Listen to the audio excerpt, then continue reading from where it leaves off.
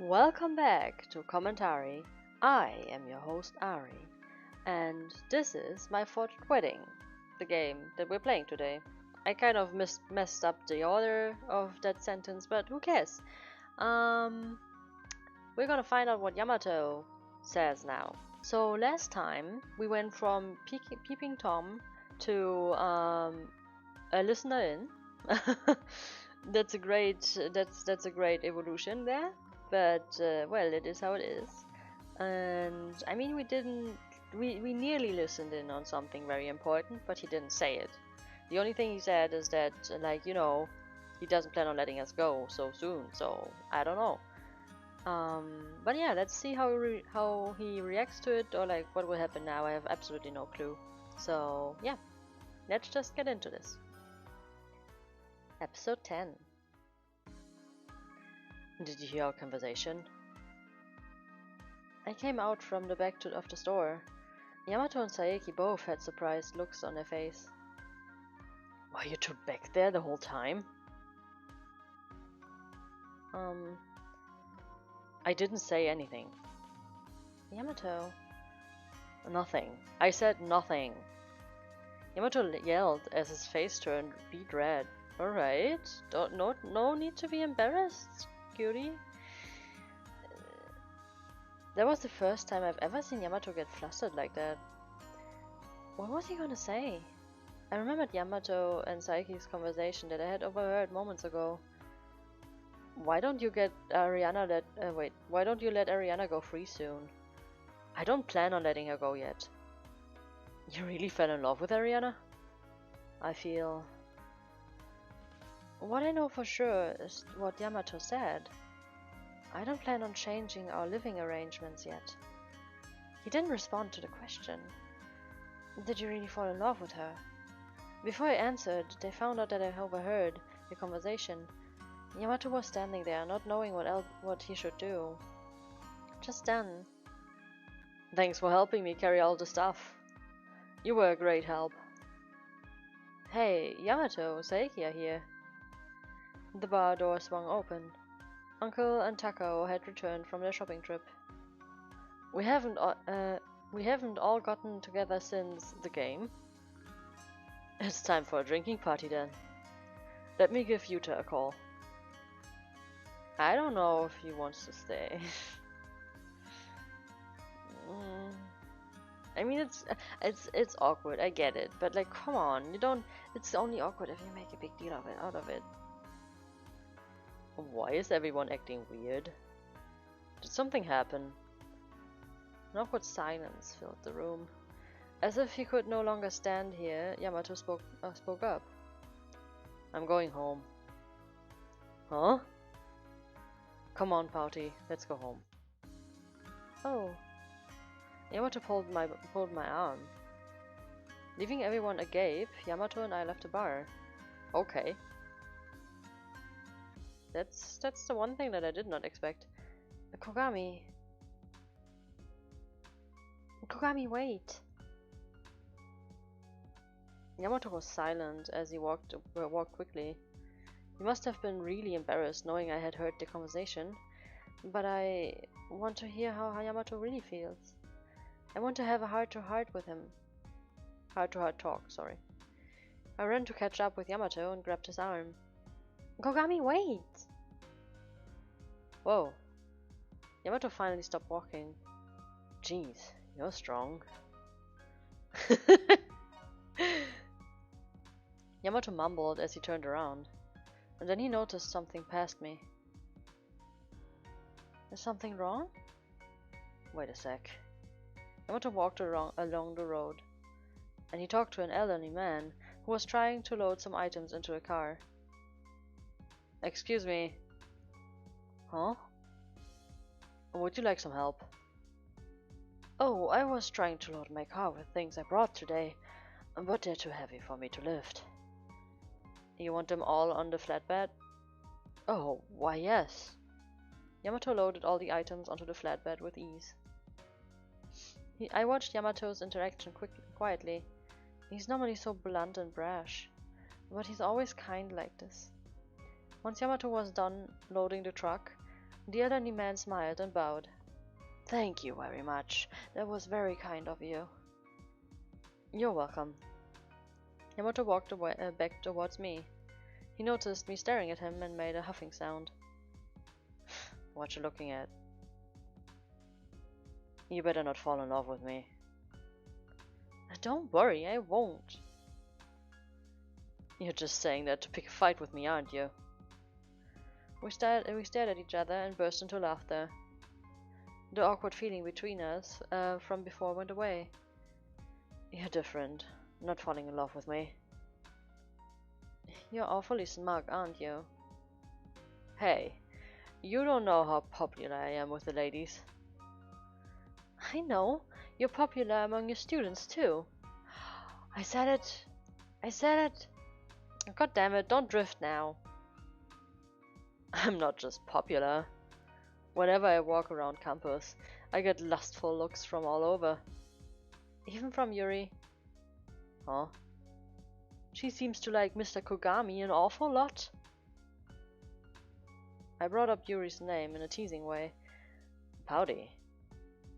She even came over to go to school with you this morning. Pouty. Yamato grabbed my arm. His grip was stronger than I anticipated and I flinched. I don't know where you're getting these ideas, but I wouldn't hit on my students. She's just a student of mine. That's it. Nothing more, nothing less. She does approach me more than others. And it's not as if I haven't noticed. But I've never thought of her as anything more than a student. And I never will. So nothing will happen between the two of us. Really? I have no reason to lie. Yamato spoke bluntly. Oh, god dang it. Of course I'm gonna believe him. Come on, what the hell? Can I believe you? Can I believe you? It's up to you whether or not you believe me. But I can say one thing. I won't lie to you, Pouty. Huh? I don't like to lie anyway. But I can't lie to someone so honest and straightforward like you. I will not lie to you. Kougami? Yamato took a strong stance. As I listened to him, I felt like the anxiety I felt the last few days had lifted. Yamato is such a straight shooter. He's not the type to lie or deceive. If he's saying this, I have to believe him. My face must have relaxed from relief, because Yamato looked at me teasingly. Are you relieved? Huh? I see. I get it now. Get what? I thought you didn't seem like yourself the last few days. This was the reason, huh? What are you saying? You were jealous of Onodera, weren't you? Shock. Oh. I mean, I kinda wanna say yes. I'm also an honest person. So the closest thing to saying yes is, obviously don't lie, because we did worry for it, so don't flatter yourself is not the option. I would say we are too flustered to speak. That's the next best thing, I think. Jealous? What is he saying? I was so flustered I couldn't bring the words to my mouth. As I trembled with frustration, Yamato continued to talk. To think you'd get jealous over me. I didn't expect that. You are a girl after all, Pouty. Is that a backhanded compliment? Don't pout like that. You're really turning into a Pouty. You keep picking on me like this. What do you expect? Like I said before, you're my new toy. I don't pick on anyone else but you. Oh, that's kinda cute. I like it. Yamato's matter-of-fact words grabbed me by the heart. Without realizing how I felt, Yamato's face became serious again. Well, I guess it's my fault that you misunderstood. We don't have to talk about her anymore. No, I should have told you. why I was adamant about working at that school. It's about time I tell you the truth. Let's take a stroll before we go home. A stroll? Sometimes at nighttime, stroll is nice. Wait, what did I say? Sometimes a nighttime stroll is nice. I don't know what I was making up there. Here. Yamato extended his hand to me. Give me your hand. I want to hold it. Don't take it the wrong way. I do, and I know you want me to take it the wrong way. We need to pretend to be a couple in love for our neighbors. Yeah. Right. Right. Oh, I see. Come on, give me your hand. I reached over to Yamato. Instead of the usual clasp, he entrangled his fingers with my own. Aye. What kind of reaction is that? You've never held hands like this before? You have? With whom? No comment. Oh, you think you're being smart with me? I'm gonna make you tell me your story too. You want to squeeze my hand. Oh, it's so cute! It's so cute! We held hands as we walked in the opposite direction from our home. We walked to the baseball field where they played last time. By the time we got there, the sky had grown dark. It looks so different at night. Yeah, it looks a little lonesome. We stared into the empty field. Yamato looked straight ahead as he opened his mouth to speak. Sorry for all of this. Huh? Sorry for making you participate in this lie. Without giving you all the details. Kougami. You asked me before, there are so many high schools out there, so why did I want to work at this one? Yeah. The reason why I wanted to work there is... Yamato hesitated for a moment. After a long pause, he started to speak again. The reason why I wanted to work there was to meet my father. Jackpot! I knew it! Oh my god, I'm so good. I knew it. I said it like when we all met the old man. I said it, and then later I was so right. He's the principal and he's also his father, and every theory I had is true, and I'm convinced. Like, I knew that he didn't have anything to do with Yuri, and I am so happy right now. I'm so good. I should tap myself on the shoulder. Okay, tell me the real story, even though I already know. I mean, it was also not that hard, but come on, I'm just happy. The reason why I want... Okay, I already said that. Your father? Pretend to be surprised. Okay, solemn. Feel the energy. I never knew my father. My mom raised me by herself. My mom told me that my father died before I was born. But 2 years ago, when my mom died, one of my mom's friends told me the truth at her funeral. The truth? They were dating. But one day, my father disappeared without telling my mom. My father wasn't dead. He abandoned her. Why? At the time, my mom was pregnant with his child. And my father was the heir to a wealthy family, with his future planned out for him. He may have faced opposition from his family, or he simply lost interest in my mom. In any case, my father didn't take responsibility and tossed my mom aside like trash. I don't think that's what happened, but let's see. The child my mom was pregnant with was, well, me. As soon as I found out, I was determined to locate my father. I wanted to know the man who abandoned me and my mom. And I finally found out that my father was a principal at an all-girls school. and I decided to investigate him by becoming a teacher at that same school. And that's the school. That's right. I didn't want to just approach him as a son. He could have thought I just came after his money. I decided to approach him as a total stranger, to see what he's really like. And I did. What did you find out?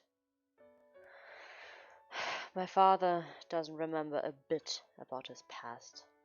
He simply forgot about me and my mom and has been living a peaceful life. How do you know? At my welcome party, I pretended to be drunk and asked him, "Are you going to stay single all your life? You don't plan on having a family?" And he smiled as he said, "I'm going to be single my entire life. I feel like I'm married to the school." He said, "I don't need a family." Family isn't important to him. It's something he doesn't need, doesn't want. I disagree. Honestly, like, oh no. Sorry. Honestly, I think he is gonna stay single all his life because of the romantic gesture of, like, he has lost the one girl, the one woman that he liked, and now he cannot get another because it's just not the same. And that is his mom. And so that's why he's single. And yeah, these are my theories. And he's gonna be really happy to have a son, and really sad to know that she died. And it's all gonna be happy in the end. Yep. Alright. Um okay. Let's get back into the solemn mood. What is being a family? The relationship between parents and children. I feel like our fake marriage is more like Yamato choked on his words. His shoulders shook, and it looked like he was about to cry. Yamato. Okay, now it's actually sad. He's never shown a side of himself before. Instinctively, I got up and stood in front of Yamato. Yamato looked up at me. What's wrong? What's wrong with you? I wanna help you. Huh? Oh, I hugged him. Oh, that's so cute.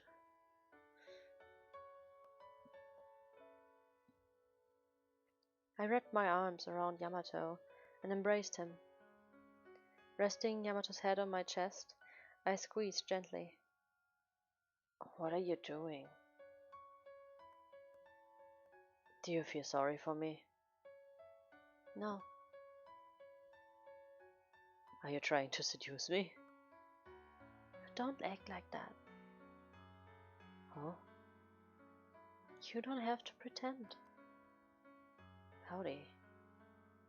You can be yourself when you're with me, Kougami. Kougami. Ariana. Yamato wrapped his arms around my back. He hugged me as if he was seeking comfort. I patted Yamato's back as if I was comforting a little child.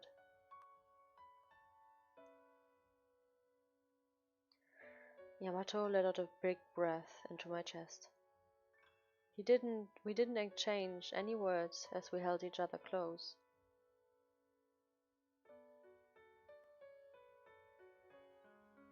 After we've been holding each other for a while, Yamato finally spoke. Why did you come? Huh? Why did you come to my place? Kougami. I was fine being all alone before you came. I was getting used to being alone. You should never get used to being alone. I didn't have a choice. Still holding me, Yamato looked up at my face.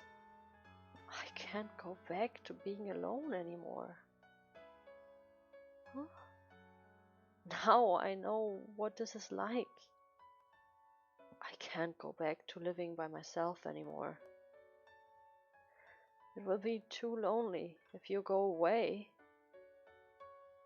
Don't worry. I won't let you feel lonely.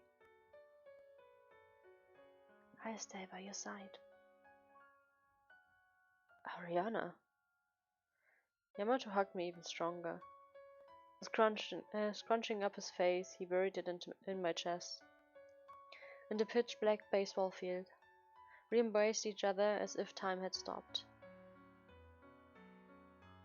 Aww, that was so cute.